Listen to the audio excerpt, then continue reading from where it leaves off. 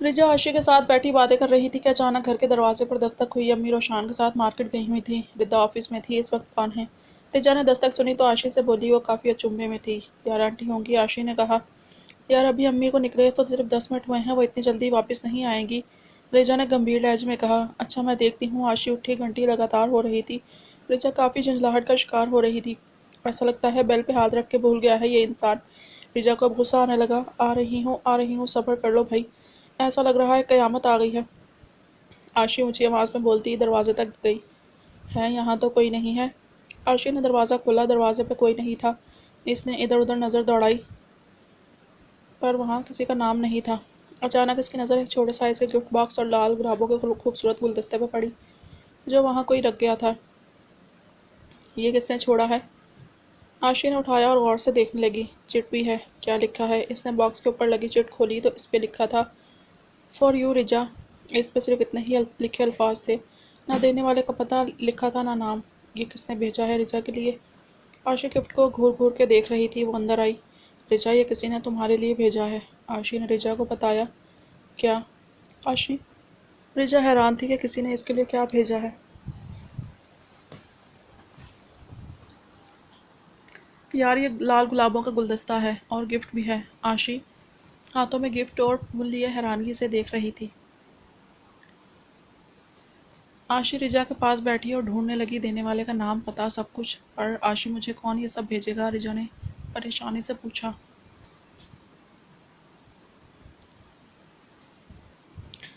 पता नहीं रिजा, मुझे नहीं पता। नाम वगैरह कुछ नहीं लिखा है। बस लिखा है तुम्हारे लिए रिजा। आशी ने चिट डस्टबिन में डाल दी।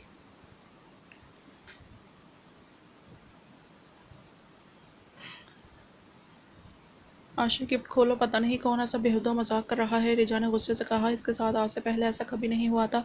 आज अचानक किसी का गिफ्ट और गुलाब के फूल से परेशान कर रहे थे। वाह रिजा, इसके अंदर तो बहुत खूबसूरत कांच की चूड़ियाँ हैं और एक और बॉक्स भी है। इसमें तो चांदी की पायल है। आशी ने गिफ्ट खोला तो काफ़ी हैरान हो गई।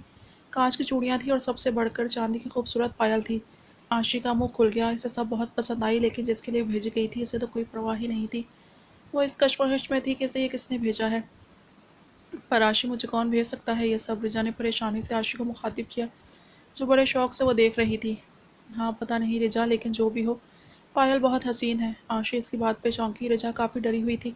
आशी तुम्हें गिफ्ट की पड़ी है? यहाँ मेरी जान जा रही है कि कौन है इन सब के पीछे। और तुम? रिजा को गुस्सा आ गया। रिजा यार फिक्र मत करो, हो सकता है तुम्हारा कोई चाहने वाला हो। देखो ना, लाल रंग तो मोहब्बत की निशानी है। क्या पता तुम्हारा कोई आशिक ये सब कर रहा हो। आशी अपनी हंसी दबाती बहुत संजीदा लहजे में बोल रही थी। वो रिजा को तंग करना चाहती थी। हाय अल्लाह, आशी मुझे डर लग रहा है बहुत। पता नहीं कौन कर रहा है ये सब। रिजा ने आशी का हाथ ज़ोर से जकड़ लिया। ये फूल और इस दिन के बारे में सोच के ही इसकी जान जाने लगी। इसे लग रहा था ये सब पुरस्कार तौर पर इसके साथ हो रहा है। इसका ताल्लुक इस इंसान से ज़रूर है जो इस दिन आया था। रिजा यार मैं मजाक कर रही थी, तुम तो सीरियस ही हो गई हो। देखो टेंशन मत लो, हो सकता है कि किसी पुरानी दोस्त ने कोरियर किया हो। तुम भी ना? आशी ने हंसते हुए रिजा को समझाया। और आशी ऐसे कैसे? मतलब अगर किसी दोस्त ने भेजा होता तो नाम लिखता ना। रिजा का दिल किसी सूरत मानने को तैयार नहीं था कि किसी दोस्त ने इसे ये तोहफा भेजा है। वो बहुत परेशान हो रही थी। बार बार इसे लग रहा था कि इस रात वाले इंसान और इन चीज़ों का कोई बहुत ही गहरा ताल्लुक है। देखो रिजा, परेशान मत हो, कुछ नहीं होता। मुझे लगता है तुम्हारा कोई पुराना दोस्त सरप्राइज़ करना चाह रहा हो। आशी उठी और गुलाब के फूलों को वास में सजा दिया। वो फूल बहुत हसीन लग रहे थे। छोड़ो, ये चूड़ियाँ और पायल किसी ने तोहफे में भेजी हैं, ट्राई तो करो। आशी रिजा तक आई पर रिजा काफ़ी हिचकिचा रही थी। पर कुछ नहीं। आशी ने रिजा का हाथ पकड़ा और लाल चूड़ियाँ इसके हाथों की जीनत बना दी। फिर आशी ने इसके पाँव में पायल पहना दी। वो पायल रिजा के पाँव में बहुत हसीन लग रही थी। वाह रिजा, कितनी प्यारी लग रही हो तुम।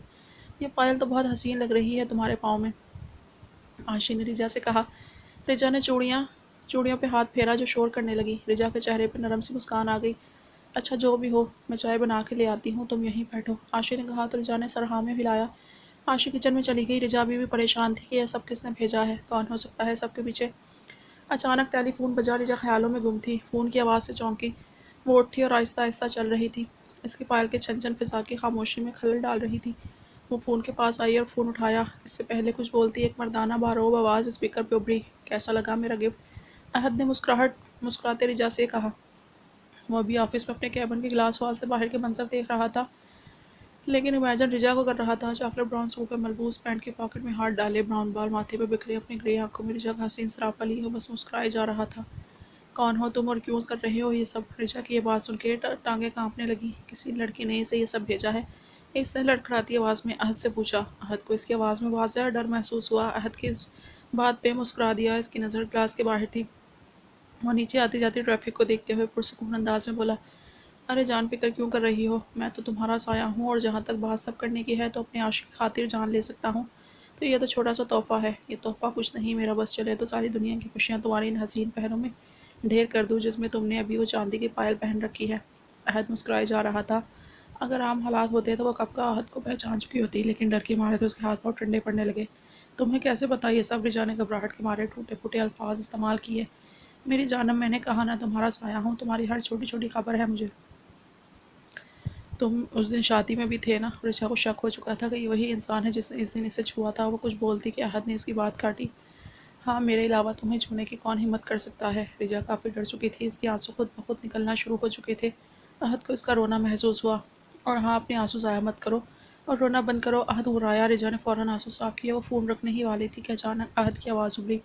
ये चूड़ियाँ जिनकी छनकार में यहाँ तक सुन सकता हूँ और पायल जो अभी तुम्हारे पाँव मज़ीद खूबसूरत लग रहे होंगे, इसे उतारने की कोशिश मत करना। तुम जानती नहीं हो मुझे। अगर ऐसा कुछ किया तो मैं खुद वहाँ आकर तुम्हें अपने हाथों से पहनाऊँगा और मुझे पता है कि तुम अभी सिर्फ़ घर में अपनी दोस्त आशी के साथ हो। तो सोच लो, अहद ने इसे धमकी दी। वो जानता था वो ऐसा कुछ ज़रूर करेगी। वो कभी ऐसा नहीं था, लेकिन पता नहीं इसे क्या हो गया था। वो ज़बरदस्ती का कायल नहीं था, बस रिचा के मामले में थोड़ा टची हो रहा था। वो चाहता था कि बस किसी भी सूरत रिचा खुश रहे। बस क्यों कर रहे हो? देखो, तुम जो कोई भी हो, मेरा पीछा छोड़ो। मैं एक माज़ूर लड़की हूँ, तुम्हें कुछ नहीं मिलेगा, प्लीज़। रिचा ने आंसू साफ करते हुए कहा। अहद को इसके लहजे में इल्तिजा महसूस हो रही थी। अहद ने आंखें मूंदी। इसकी मासूरी वाली बात पे इसे बहुत तकलीफ हुई थी। इसने झट से आंखें खोली और गुस्से से दहाड़ा, खबरदार, जो कभी खुद को माजूर कहा तो तुम्हारी ये कभी मेरे लिए कुछ भी नहीं है समझी। और याद रखना, तुम्हारा साया हूँ मैं, तुम्हारी परछाई, इसलिए मुझे कभी भी तुम्हारी आंखों में आंसू नजर ना आए। तुम नहीं जानती तुम मेरे कितने करीब हो मेरे सीने में। अहद ने अपने सीने पर हाथ रख दिया। रिजा को कुछ समझ नहीं आई। रिजा ने फ़ौरन फ़ोन रखा। वो बिल्कुल शॉक में थी। आखिर ये सब हो क्या रहा था इसके साथ? वो तो कभी सोच भी नहीं सकती थी कि इस जैसी मासूर लड़की के साथ भी ऐसा कुछ हो सकता है। रिजा, ये देखो, मैं चाय के साथ पकौड़े भी बनाए हैं। रिजा सोच में डूबी थी। काफ़ी परेशान भी थी। अभी टेबल के सहारे खड़ी थी। अचानक आशी की आवाज़ से चौंकी। इसने फ़ौरन आंसू साफ कर लिए। इससे लग रहा था आशी की आशिक वाली बात सच साबित हो गई है। हाँ आशी, अच्छा किया, रिजा ने लड़खड़ाते लहजे में कहा और वो उंगलियां मड़ोड़ रही थी। आशी को इसका रवैया अजीब लगा। क्या हुआ रिजा, तुम ठीक तो हो ना? आशी ने इसके कंधे पे हाथ रखते पूछा। वो हैरान थी कि थोड़ी देर पहले रिजा को वो ठीक छोड़ के गई थी। अचानक ऐसा क्या हो गया कि वो अजीब सा बिहेव कर रही थी। हाँ हाँ, मैं ठीक हूँ आशी। अच्छा छोड़ो इन बातों को, चाय तो दो। रिजा ने इसकी बात टाली। वो किसी को बताना नहीं चाहती थी। वो बार बार चूड़ियों पे हाथ फेर रही थी। वो चूड़ियाँ उतारना चाहती थी, लेकिन वो इस इंसान का भरोसा नहीं कर सकती थी जो इसकी एक एक खबर रख सकता था और कुछ भी कर सकता था। आशी ने इस बात में सर हिलाया और इसे चाय दी। वो बस सोच में डूबी थी कि क्या इलाज किया जाए इस इंसान का। डर भी बहुत लग रहा था इसे। अहद फ़ोन करने के बाद ऐसे ही खड़ा साइड पे स्माइल दे रहा था, सामने का मनाजिर देख रहा था। काफ़ी हैरान था अपनी बचकाना हरकतों पे। इसने टेबल से अपनी कॉफ़ी उठाई जो ठंडी हो चुकी थी, लेकिन रिजा के ख्यालों में गुम मुस्कुराता वो ठंडी कॉफ़ी पी रहा था। शायर ने क्या खूब कहा है, ये इश्क नहीं आसान, बस इतना समझ लीजिए, एक आग का दरिया है और डूब के जाना है। हैदर जो अभी अभी अहद के कैबिन में आया था, इससे वो रिजा से बातें करता सुन चुका था। अंदर आते ही इसने शेर पढ़ा। अहद इसे ऐसे देखने लगा जैसे बोल रहा हो, क्या अभी ऐसे मत देख, सही कह रहा हूँ, ये इश्क वाकई ही नहीं आसान। देख, रिजा के इश्क में ठंडी कॉफ़ी पी रहा है। हैदर ने कॉफ़ी की तरफ इशारा किया तो अहद को महसूस हुआ वो कब से ठंडी कॉफ़ी पी रहा है। इसने कॉफ़ी का मग साइड पर रख दिया। कुछ काम था तुझे या फजूल बातें करने आया है? अहद अपनी कुर्सी पर बैठता लैपटॉप पे काम करने लगा। हाँ ना, बात यह है कि, इसने हिचकिचाते हुए कहा। तो अहद ने इस पर एक नज़र डाली और फिर से काम में बिजी हो गया। बोल, मैं सुन रहा हूँ, अहद ने नॉर्मली कहा।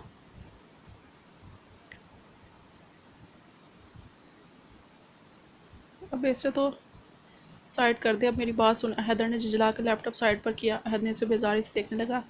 यार, तो अपनी होने वाली साली यानी रिदा को मेरा बनाने में मदद कर दे, तेरे लिए कुछ मुश्किल नहीं है। हैदर ने मासूमियत से अहद से कहा तो अहद का मुंह खुल गया। काफ़ी हैरान था अपनी दोस्त की डिमांड सुन के। बेहुदा इंसान कैसे मुंह फाड़ कर रिदा को मांग रहा है? तू जानता है ना रिदा की मंगनी शुदा है। अहद ने हैदर को समझाने की कोशिश की। देख अहद, मुझे नहीं पता मुझे बस रिदा चाहिए। मॉम डैड को भी मैं रिदा के बारे में बता चुका हूँ। जैसे तू रिजा से इश्क करता है वैसे मैं भी रिदा से इश्क करता हूँ। यार हैदर एकदम संजीदा हो गया, इसे हर हाल में रिदा चाहिए थी। हैदर तू पागल है बिल्कुल, अंकल आंटी को बताने की क्या ज़रूरत थी, इसकी मंगनी हो चुकी है। तू जानता है ना तेरा ये गलत कदम इसके दामन दागदार कर देगा। अहद उठकर हैदर के पास गया, इसके कंधे पर हाथ रखकर इसे समझाने की कोशिश करने लगा। हैदर जो हाफ वाइट कलर की शर्ट के साथ डार्क ब्लू जीन्स में मलबूस था, हमेशा शरारतें करने वाला हैदर सोगवार था। इस पर संजीदगी सूट कर रही थी। अहद मंगनी तो टूट भी सकती है, कौन सा इसकी शादी हुई है, और अगर शादी भी हुई होती तो तलाक भी हो सकती है। अहद यार मैं इसके बगैर नहीं रह सकता, मुझे वो चाहिए। हैदर अहद से बिल्कुल किसी ज़िद्दी बच्चे की तरह जिद कर रहा था। अहद ने ठंडी सांस हवा का सपोर्ट की। हैदर तो फिक्र मत कर, मैं हूं ना, मैं कुछ करता हूँ। अहद ने ना चाहते हुए भी मुस्कुराहट अपने दिलकश चेहरे की जीनत बनाई। हैदर ने ज़ोर से अहद को गले लगा लिया। वो जानता था अपने दोस्त को वो इसके खातिर कुछ भी कर सकता था। थैंक्स यार। अहद हैदर से अलग हुआ। इतने में कैबिन का दरवाज़ा किसी ने खटखटाया। इजाज़त मिलते ही रिदा अंदर आई। हैदर का चेहरा तो खुशी से खिल उठा। जहाँ पहले संजीदगी थी वहाँ बस मोहब्बत ही नज़र आ रही थी।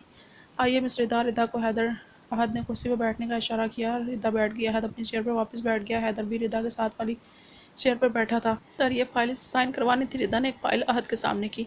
अहद इस फाइल को स्टडी करने लगा। हैदर कोहनी टेबल पर रखकर मुंह के नीचे हाथ रखे रिदा को मोहब्बत बड़ी नज़रों से देख रहा था। रिदा जो अहद की तरफ मुतवज्जा थी, खुद पे नज़रों की तपिश महसूस करके हैदर की तरफ मुड़ी। इसने हैदर को सवालिया नज़रों से देखा। हैदर इसके देखने पर गड़बड़ा गया और इधर उधर देखने लगा। रिदा इसे देखकर हैरत हुई। अहद ने फाइल साइल करके रिदा को दी। रिदा जाने लगी तो हैदर ने इसे रोका। मिस रिदा। रिदा इसकी आवाज़ पर मुड़कर इसे देखने लगी। Yes sir. इसने नेवी ब्लू कलर का प्रिंटेड सूट पहना था, साथ सफ़ेद रंग का दुपट्टा सर पर टिकाए हैदर को सवालिया नज़रों से देखने लगी। मिस रिदा, वो फैसल साहब वाली डील का क्या हुआ? हैदर को कुछ समझ ना आया कि वो इसे कैसे रोके, तो किसी डील का सहारा लेकर इसे रोक लिया। बस वो चाहता था वो इसके सामने हो और वो इसे बस देखता रहे। अहद का दिल किया अपना सर पीट ले। पिछले महीने वो डील फाइनल हो चुकी थी और वो क्या कर रहा है? इसकी इन हरकतों से रिदा को शक हो जाएगा। सर वो डील तो पिछले महीने साइन हो चुकी है। रिदा ने अजीब नज़रों से हैदर को देखा। हैदर ने अहद को इशारा किया। जिसने इसे घूरी दी तो वो समझ गया कि इसने रायता फैला दिया है। और मिस रिदा, लगता है हैदर भूल गया है डील के बारे में, इसीलिए पूछ रहा था। है ना हैदर? अहद ने बात संभाली, वरना रिदा को तो शक हो जाता। हैदर की लो देती नज़रें ही इसे अजीब लग रही थी और अब इसकी बातें। अहद ने हैदर को घूरा, जो अभी भी रिदा को ही देख रहा था। अहद ने टेबल पर धरे इसके हाथ पर हल्के से पेपर वेट मारा। रिदा ने अहद की हरकत नहीं देखी थी। हाँ हाँ, मैं तो भूल ही गया था। हैदर की हल्की सी चीख निकली तो रिदा को हैरानगी से देखते इसने फ़ौरन अहद की हाँ में हाँ मिलाई। मिस रिदा, अब आप जा सकती हैं। अहद ने सिर्फ इतना ही कहा। हैदर तो बिल्कुल नहीं चाहता था कि वो जाए। Yes sir. रिदा ये कहती हुई बाहर निकल गई। हैदर के बच्चे होश से काम लिया कर, गधे, अभी तेरी हरकतों से इसे शक हो जाता। हैदर ने रिदा के जाते ही इसके सर पर शिफ्ट लगाई। हैदर बुरे बुरे मुंह बनाने लगा। अभी अगर रिजा तेरे सामने हो तो मैं देखूँ मेरे भाई, मोहब्बत ये ऐसी चीज़ है, वो महबूब सामने आ जाए तो आपको फिर किसी चीज़ का होश नहीं रहता। हैदर ने आग दबाते हुए कहा। तो अहद उसे गुस्से से घूरने लगा। और शरक छाप आशिक, महबूब को देखने के अलावा और भी काम है, इन पे भी तवज्जो दीजिए, आपका भला हो जाए और कंपनी का भी। अहद ने कहा तो हैदर भी कहाँ कम था, फ़ौरन बोला। आप भी काम कर लो, कुछ कॉल्स करके परेशान करने के बजाय काम कर लीजिए, बहुत बेकार हो गए हैं आप। हम तो फिर काम कर रहे हैं, लेकिन आप रिजा के ख्यालों में गुम हैं, ज़रा तवज्जो दे दीजिए खड़ूस मजीद। हैदर ये कहता हुआ खड़ा हुआ। अहद इसकी तरफ बढ़ा। इससे पहले अहद इस तक पहुँचता वो भागता बाहर निकल गया। ये नहीं सुधरेगा कभी। अहद अफसोस से सर हिलाता रहा था। इसे रिदा के लिए बुरा भी लग रहा था कि किस गधे के साथ बंधने वाली है वो। हेलो अहद सर। अहद अपने बेड पर बैठा लैपटॉप लिए काम कर रहा था। इसके कमरे में हल्की रोशनी थी, कुछ रोशनी चांद की भी थी। चांदनी छनकर इसके कमरे में दाखिल हो रही थी। वो काम में मगन था। अचानक इसका फ़ोन बजा। देखा तो असफंद का था। हाँ असफंद, बोलो, इतनी रात को क्यों कॉल की? अहद ने टाइम देखा तो 11 बज रहे थे। असफंद की इस वक्त कॉल देख के वो काफ़ी परेशान हो गया। कहीं रिचा के बारे में तो कुछ नहीं है? सर मुझे आपकी ज़रूरी बात बतानी है। आपका फ़ोन मैं काफ़ी देर से ट्राई कर रहा हूँ लेकिन फ़ोन लग ही नहीं रहा था। असफंद ने परेशानी से कहा। क्या बात है असफंद, परेशान लग रहे हो? क्या हुआ, रिजा तो ठीक है ना? अहद ने लैपटॉप साइड पे रख लिया, फ़ौरन खड़ा हो गया, चलते चलते खिड़की तक आया जहाँ से चांद की रोशनी अंदर आ रही थी। इसने परेशानी से असफंद से पूछा। सर वो आज एक अजीब पुरस्रार सा बंदा रिजा मैम के घर के आसपास मंडला रहा था, लोगों से इनके बारे में पूछ रहा था। जब मैं इस तक गया तो कहीं गायब हो गया। असफंद ने अहद को बताया तो अहद वाकई परेशान हो गया। कौन था वो? कुछ पता चला? अहद ने तशवीश से पूछा। इसके लहजे में साफ परेशानी झलक रही थी। नहीं सर, फ़िलहाल तो कुछ पता नहीं चला, कुछ पता चलता है तो मैं आपको बताता हूँ। ध्यान से असफंद, मुझे इस इंसान के बारे में सारी इन्फॉर्मेशन चाहिए। और देखना कोई भी नामालूम इंसान रिजा के आसपास ना भटके, इसकी सिक्योरिटी की जिम्मेदारी तुम्हारी। अहद ने इसे हिदायत की। Yes sir. असफंद ने कहकर फ़ोन रख दिया। अहद वाकई परेशान हो गया था। कौन था वो शख्स जो रिजा के बारे में मालूमात इकट्ठी कर रहा था? रिजा को कोई खतरा तो नहीं? अहद आसमान की तरफ देख रहा था। चांद में से रिजा का चेहरा नजर आ रहा था। जानब बहुत जल्द तुम मेरे पास होगी और अब और नहीं रहा जाता मुझे तुम्हारे बगैर। अहद रिजा से मुखातिब था। हल्की हल्की हवा चल रही थी।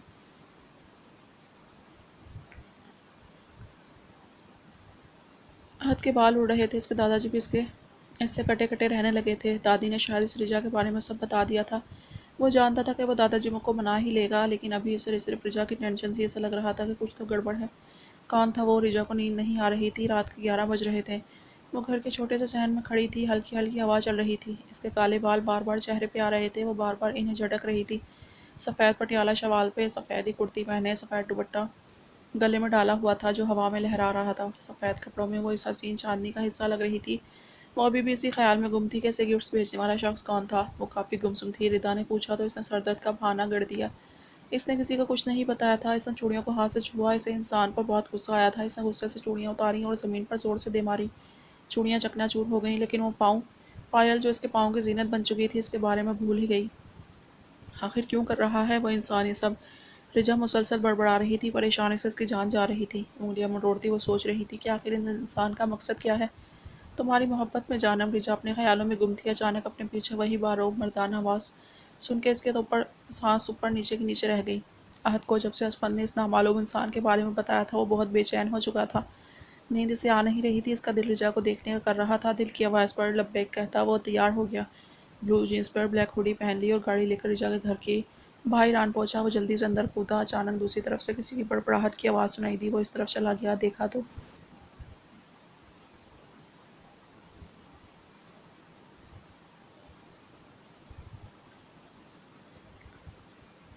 रिजा सफ़ेद लिबास में चांद की रोशनी में दमक रही है। सबसे बढ़कर इसकी नाक की लौंग इस पर अहद को अपना दिल हारता हुआ महसूस हुआ। वो पलक झपकाए बगैर इसे देखने लगा। वो आहिस्ता आहिस्ता इसकी तरफ कदम बढ़ाने लगा। इससे पहले वो इस तक पहुंचता, रिजा ने गुस्से में चूड़ियाँ तोड़ दी। अहद इसकी हरकत पर मुस्कुराने लगा। इसे रिजा के गुस्से पर भी प्यार आ रहा था।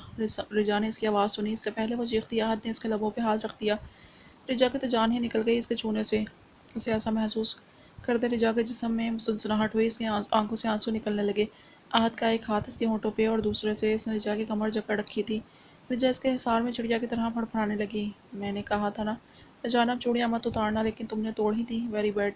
मैंने कहा था कि मैं तुम्हारा साया हूँ। तुम्हारे हर पल की खबर है मुझे। मैं सब तुम्हारे सबसे ज़्यादा करीब हूँ। तो इस हिमाकत की वजह? आहत ने इसके कान में सरगोशी की। रिजा तो इसके सहारे खड़ी थी, वरना कब की ज़मीन बोस हो चुकी होती।